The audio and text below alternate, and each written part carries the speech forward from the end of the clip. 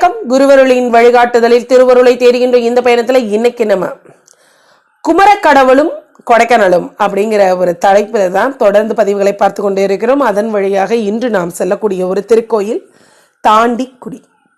சுவாமி இடுமனின் விருப்பத்திற்கிணங்க பழனி மலைக்கு இந்த இடத்துல இருந்து தான் தாண்டி குதிச்சாராம்.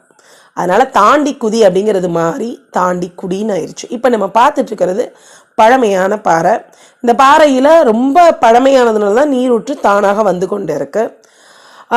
இந்த இடம் குள்ள மனிதர்கள்னு சொல்லுவாங்க. அவர்கள் வாழ்கின்ற பகுதி அப்படின்னு சொல்றாங்க. ஏன்னா இப்போ வரைக்கும் அவங்க உள்ள இருக்காங்க, வாழ்ந்துட்டு இருக்காங்க அப்படின்னு கூட ஒரு செவி வழி செய்தி உண்டு. அதே மாதிரி பார்த்தீங்கன்னா இந்த பழமையான கிராமம் ஆதி மனிதர்கள் வாழ்ந்த தடங்களுடன் நிறைந்திருக்கு அப்படிங்கிறதும் இந்த ஊரோட தனிச்சிறப்பு. பண்ணைக்காட்டிலிருந்து நம்ம உள்ள போனோம், அதாவது கொடைக்கானலுக்குள்ள போறதுக்கு முன்னாடியே வந்துடும் இந்த இடம்லாம். இப்ப நீங்க பார்த்துட்டு இருக்கிறது கற்திட்டை அப்படின்னு சொல்லுவாங்க. இந்த கற்திட்டை அப்படிங்கிறது 2 விதமான கருத்துக்கள் நிரம்பியது. ஒன்று, மனிதர்கள் அந்த காலங்களில் கூட்டாக வாழும் பொழுது அவங்களுக்குன்னு கட்டி இருக்கக்கூடிய ஒரு வீடு மாதிரின்னு வச்சுக்கலாம். இன்னொரு தரப்பினர் என்ன சொல்லுவாங்கன்னா முதுமக்கள் தாழின்னு சொல்லுவாங்க இல்லையா, அதுல அவர்கள் நினைவாக அவர்கள் இறந்த பிறகு அவங்களோட பொருட்களை எடுத்து வைக்கக்கூடிய ஒரு பகுதியாகவும் இந்த கற்திட்டை இருக்கு. அப்படி 2 விதமா வரலாற்று ஆசிரியர்கள் கூற்று இன்றளவும் இருக்கு. இந்த மாதிரி பழமையான ஊருங்க இந்த ஊர். அப்ப இங்க இருக்கக்கூடிய வழிபாடு எப்படி இருக்கும்? சாதாரணமாகவே நான் சொல்லுவேன், இத்தனை வருஷம்னு எந்த கோயிலையும் நம்ம சொல்லவே கூடாது.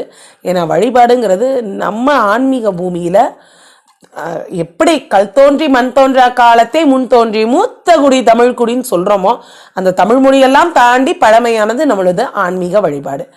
இப்போ நம்ம அங்க பாத்தீங்கன்னா மேல இருக்கக்கூடிய கல்லெல்லாம் வந்த மாதிரி இருக்கும். இங்க பாருங்க, கல் ஃபிக்ஸ் பண்ணியே இருக்கு. அப்படி ஒரு பழமையான ஊர்.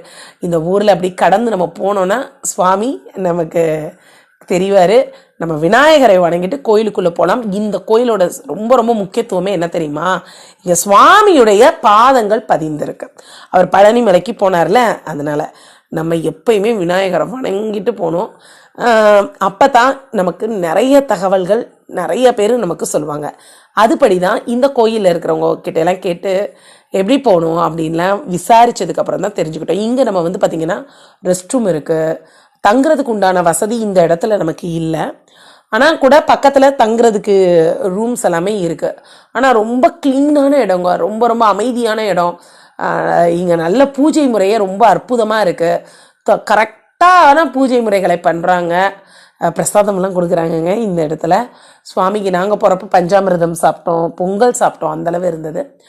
எந்த இடத்துக்கு போனாலும் சரி, எங்க பாமன் தாத்தா எழுதின பாடல் வரிகள் எங்களை வரவேற்கும்.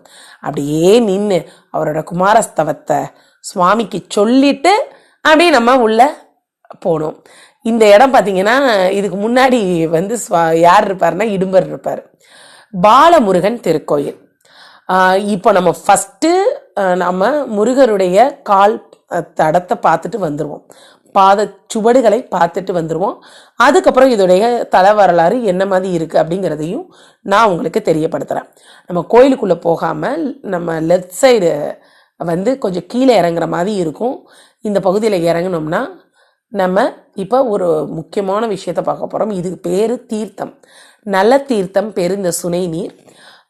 ஆக்சுவலாக இங்கே வந்து தீர்த்தம் இந்த கோயில் கட்டும் பொழுது இந்த கோயிலுக்கு வந்து சுவாமியை பல நூற்றாண்டுகளுக்கு அப்புறம் 1948 இனம் கண்டு கொண்டது யாருன்னா பன்றிமலை சுவாமிகள் தான். அவர் இந்த பகுதிக்கு வரும்பொழுது கோயில்னா தீர்த்தம் வேணும் அப்படின்னு சொன்னாங்களாம்.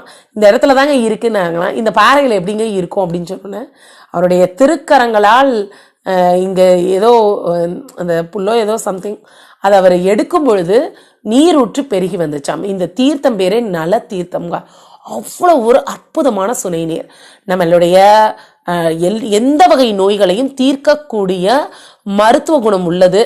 பாருங்க, 2 பக்கமும் அவருடைய வேல் பாதுகாப்பாக இருக்க இந்த சுனை நீர் அவ்வளோ ஒரு சுவையாக இருக்கும். என்றுமே வற்றாத நீர். அதே போல பாருங்க, நிறைய பெருகி ஒன்றும் அப்படி பெருக்கெடுத்து ஓடவும் இல்லை. அப்ப பன்றிமலை சுவாமிகள் எந்த அளவு ஒரு ஆற்றல் நிரம்பியவராக இருப்பாரு. நம்ம அவரை பத்தியுமே கொஞ்சம் தெரிஞ்சுக்கலாம். சரியா? ரொம்ப சுவாரஸ்யமான இந்த இடம். இந்த இடத்துக்கு வரும்பொழுது எனக்கு அந்த மூகத்தி அம்மன் படத்தோட பாட்டு தாங்க ஞாபகம் வந்தது. உண்மைதான். அவரை வந்து உள்ளுக்குள்ள உணரணுங்க. அறிவால் அறிவதை கடந்து உணர்வால் உணரும் பொழுது உண்மையில் சுவாமி இங்க தவம் பண்ணி இருக்காரு, தன் பக்தனுக்காக அவர் விரும்பின இடத்துக்கு வந்திருக்காரு. இப்ப நீங்க பார்த்துட்டு இருக்கிறது தான் அவரோட பாதம். பாருங்க, நல்லா பாருங்க, 2 பாதமும் அப்படியே சேர்ந்து இருக்கிற மாதிரி இருக்கும். அவர் எப்படி நம்ம கிளம்பி போகணும் அப்படின்னு. ஆக்சுவலாக இது பார்த்துட்டு இருக்கும்போது லாஜிக்காக பேசுகிறவங்களாம் இதெல்லாம் எப்படி சாத்தியம்? இது பாருங்க, இது வந்து மயில், மயில் மாதிரி இருக்கும். நம்ம நேரில் பார்க்கும் பொழுது நல்லாவே தெரியும். மயில், பாம்பு, ஆஞ்சநேயர் வந்து சுவாமியை வணங்குற மாதிரியான உருவமைப்பெல்லாம் இருக்கும். லாஜிக்காக இருக்கிற பசங்கள்லாம் கூட அங்கே பேசிகிட்டு இருந்தாங்க. அப்போ நான் சொன்னேன், இது பாறை 2 ஜாயிண்ட் ஆகுது, அதை போய் பாம்புன்னு சொல்கிறாங்கன்னு. எப்போ பல இடத்துல பாறை ஜாயிண்ட் ஆகுதே, அங்கெல்லாம் பாம்பு ரூபத்தில் இல்லையே, மயில் ரூபத்தில் இல்லையே.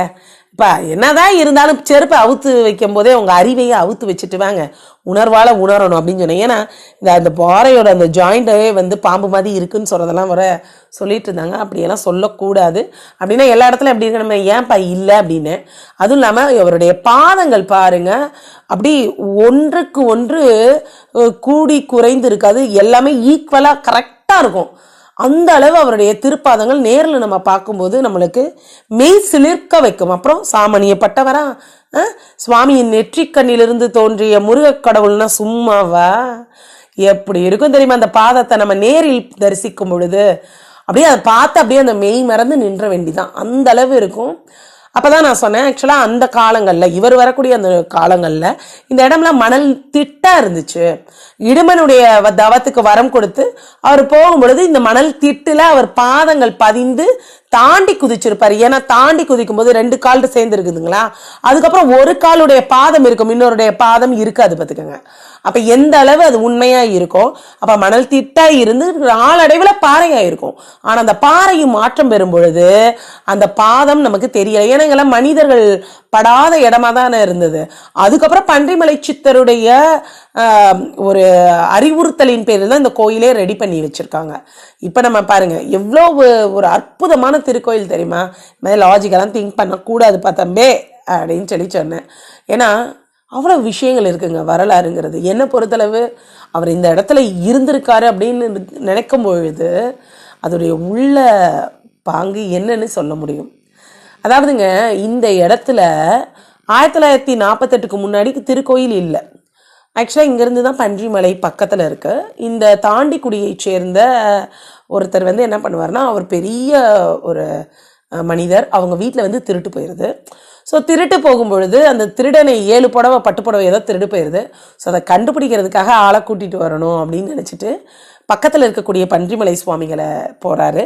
பன்றிமலை சுவாமிகள் அவங்க வீட்டுக்கு வர்றாரு. வந்து அவர் வந்த உடனே திருடன் அவருடைய திருப்பாதங்களே விழுந்து நான் தான் திருடினேன் அப்படின்னு மன்னிப்பெல்லாம் கேட்பார். அதுக்கு முன்னாடி அவங்க எல்லாம் கொஞ்சம் கிண்டல்லாம் பண்ணுவாங்க. ஒரு பெரிய சித்தர்ன்னுலாம் சொல்கிறீங்களே, எங்கள் புறாவை பறக்க வைங்க பாருங்க அப்படின்னு சொன்னோன்னா, புறாவெல்லாம் அவர் பறக்க வச்சோன்னா அந்த திருடுனவன் பயந்து போய், ஐயா நான் தான் திருடினேன், எனக்கு காட்டி கொடுத்துடாதீங்க அப்படின்லாம் காலில் விழுந்திருக்கான். அந்த அளவு ஒரு பெரிய மிராக்கல் பண்ணியிருக்காரு. பண்ணிட்டு இருக்கும்போது நம்ம அந்த கூட்டிகிட்டு வந்தார் இல்லையா, அவர் பேர் சோமசுந்தரம்னு நினைக்கிறேன், மறந்து போயிட்டேன். அவர் வந்து சொல்லுவார், இங்கே நாங்கள் மாட்டு கொட்டகை கட்டணும்னு இருக்கோம், ஒரு நல்ல இடம் பார்த்து சொல்லுங்கள் அப்படின்னு சொன்னோன்னே இந்த பகுதியை அவர் தாண்டி போகும்பொழுது, ஆகா இங்கே வந்து நம்மளுடைய முருக கடவுள் இருக்காருங்க, அவர் உள்ளே இருக்காருன்னு சொன்னோன்னே ஃபஸ்ட்டு யாருமே நம்பலை. அப்போ அவர் சொன்னார், எனக்கு ஜோதியாக தெரியுதுங்க அப்படின்னு சொல்லிட்டு அதுக்கப்புறம் அந்த இடத்த சரி பண்ணி பார்க்கும் பொழுது தெரிஞ்சிருக்கு. அதற்கு முன்னாடி அவங்க நம்பாமல் இருக்கும்போது அவர் சொல்லுவாராம், இன்னும் உங்களுக்கு 3 நாளில் தெரியும் சொன்னா 3 பகல் 3 இரவு இந்த இடத்துல ஜோதி தெரிஞ்சதாமா. அந்த அளவு பன்றிமலை சித்தர்களுடைய ஒரு வழிகாட்டுதலில் தான் இந்த கோயில் நமக்கு ரெடி பண்ணியிருக்காங்க.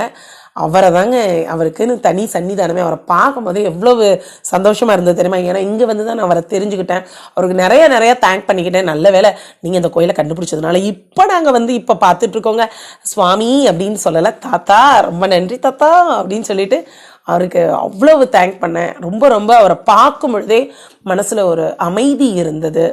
ரொம்ப இறைவனின் பேரருள் பெருங்கருணையை உணர்ந்து இந்த சைவத்துக்காக தொண்டாற்றினவராக தான் இவர் இருந்திருப்பார். அந்த அளவு தனித்துவமான இந்த திருக்கோயில் சாமானியப்பட்ட கோயிலே இல்லைங்க, சூப்பர் கோயிலுங்க. தாண்டிக்குடி அப்படிங்கிற இந்த திருத்தலத்தில் பைரவர் சூப்பராக இருப்பார். அது கூட நம்ம பன்றிமலை சுவாமிகளின் ஆசினால தான். இங்கே ரொம்ப முக்கியமானது என்னென்னா முருகருடைய பாதம். 70 மீட்டர் தூரத்தில் இயற்கையாகவே கிடைக்கக்கூடிய விபூதி இருக்குது. காட்டு மாடுகள் வந்து கொண்டு இருப்பதனால, இப்போ நீங்கள் பார்த்துருக்கிறதெல்லாம் பழைய காலத்து வீடு. அப்போது அந்த காட்டு மாடுகளெல்லாம் நம்ம போக முடியல, இயற்கையாகவே இங்கே திருநீர் கிடைக்குது. அப்புறம் நலம் தரக்கூடிய தீர்த்தம் இருக்குது. பழைய ஆதிகால மனிதர்கள் வாழ்ந்த சாத்தியக்கூறுடன் இங்கே இருக்கக்கூடிய வீடுகள், இது எல்லாமே தாண்டிக்கூடிய இடம் ரொம்ப ரொம்ப ஸ்பெஷல்.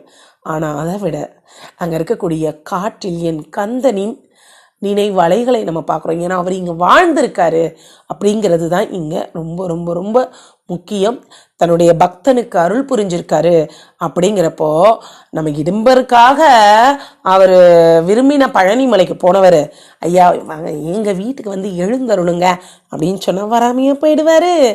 அப்படி நம்ம போய் கேட்கலாம் நம்ம பாலதண்டாயுதபாணி சுவாமி கிட்ட. என்னை பொறுத்தளவு என் சண்முகர் எப்பயுமே ரொம்ப ரொம்ப தனித்துவமானவர். நிறைய கோயில்களில் தவமணி இருக்காருன்னு அந்த உணர்வு நிலையை விட இந்த இயற்கை அன்னையின் இருக்கும் பொழுது அப்படியே அந்த பரம்பொருள் பறந்து இருக்கிறத, விரிஞ்சு இருக்கிறத உணர்றப்ப நம்ம உணர்வும் விரிவடையுது. அந்தளவு தனித்துவமான தாண்டிக்குடி கோயில் இன்னும் பல ஆன்மீக அனுபவங்களை எனக்கு சொல்லி கொடுத்ததுங்க. அது ரொம்ப ரொம்ப முக்கியமான விஷயம். ஏன்னா இதுக்கப்புறம் நாங்கள் போன திருக்கோயில் இங்கே இருக்கிறவங்க இந்த வரலாறை சொன்னவங்களை தாண்டி எனக்கு சொல்லிச்சு. இங்கே வந்த உடனே நான் கேட்ட ஃபஸ்ட்டு விஷயம், இங்கே பழமையான சிவன் கோயில் இருக்கே, அங்கே உள்ளே அலோவ் பண்ணுறாங்களான்னு தான். எப்படி அங்கே பழமையான கோயில் இருக்குது அப்படிங்கிற அந்த உணர்வு எனக்கு தெரிஞ்சிச்சுங்கிறது இன்ன வரைக்கும் ஒரு கேள்விக்குறி தான். அந்தளவு ஏதோ ரொம்ப வருஷமாக இங்கே வாழ்ந்த ஒரு உணர்வை இந்த இடம் எனக்கு வழங்கியது.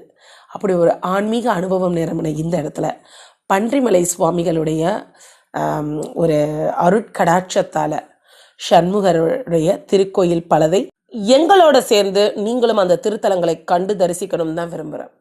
இப்போ வரைக்கும் இடும்பனுக்கு சுவாமி அருள் புரிந்து அவர் விரும்பின இடத்துக்கு போனதுன்னு தான் ஃபஸ்ட்டு நம்ம பார்த்தோம் தாண்டிக்குடிய, இல்லையா? வாங்க இன்னும் அற்புதங்கள் நிறைந்த கொடைக்கானல் மலையில் நம்மளோட குறிஞ்சி ஆண்டவர் எழுந்தருளியிருக்க பிற தலங்களையும் தரிசிக்கலாம்.